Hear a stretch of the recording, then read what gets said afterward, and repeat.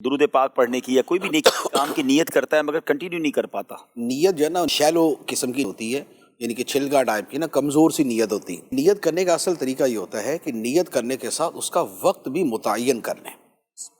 میں نے 300 مرتبہ درود شریف پڑھنا ہے اور فلاں وقت میں پڑھنا ہے. اب وہ بھلے بالکل فکس یہ نہ ہو کہ میں 3:13 سے لے کے 3:20 تک پڑھنا ہے، لیکن یہ ہو کہ 3 بجے سے 4 بجے کے درمیان پڑھنا ہے. تو ایک تو اس کا ٹائم جو ہے نا وہ طے کریں، کیونکہ ٹائم طے کریں گے تو آپ کو یہ بھی یاد آئے گا کہ اس وقت میں مجھے کوئی اور کام تو نہیں اور یہ میرا فری ٹائم ہے. نمبر 1.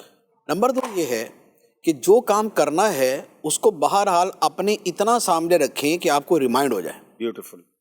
تو اب آپ نے خواہ ریمائنڈر موبائل میں لگا لیا ہے یا آپ نے گھر میں کہیں لکھ کے لگا لیا ہے، یعنی کہیں بھی کوئی ایسی چیز کہ جہاں سے آپ کو یاد آ جائے. تسبیح بھی اس پہ ریمائنڈر کام کر سکتی ہے درود پاک پڑھنے کے لیے، کہ تسبیح جیب میں رکھنا شروع کر دے تو یاد دلائے گی. یہ کسی حد تک سامنے رکھ لے، کسی حد تک ہو سکتی ہے، لیکن جیسے کسی کے پاس مستقل ہی تسبیح ہے ہاں پھر تو اب اس کو کیا یاد آئے گا. صحیح ہے. اور ویسے تسبیح کا ایک نام بھی مذکرہ ہے. واہ.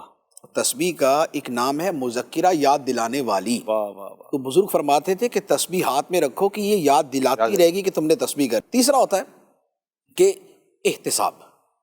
تھوڑا سا جو اپنا احتساب کرنا ہے نا کہ میں نے یہ کام کرنے کا طے کیا تھا تو کیا یا نہیں کیا. اگر نہیں کیا اب اس کو بہر صورت کر کے ہی سوئے. طے تھا کہ 300 مرتبہ درود شریف پڑھنا ہے اور بستر پہ جا کے یاد آیا اوہو میں نے تو آج سوچا تھا لیکن کیا نہیں. اب حل یہ ہے کہ اب اٹھ کے بیٹھ جائے، ورنہ یہ نہیں کہ کل کروں گا نہیں، آج اس کو کر کے چھوڑے تو کل جو ہے نا وہ اپنے ٹائم پہ خود ہی یاد آ جائے گا. کیونکہ بدن اور دماغ مشقت سے گزرا نا، تو مشقت سے گزرنے کی وجہ سے اب اس کو نیکسٹ ڈے جو نا اپنے ٹائم پہ یاد آ جائے گا.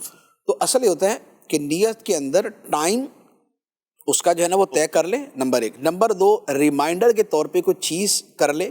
اور نمبر 3 ایک مرتبہ احتساب بھی کر لے. تو اس پروسیس سے جس چیز کو گزاریں گے تو موسٹلی ہو ہی جاتا ہے.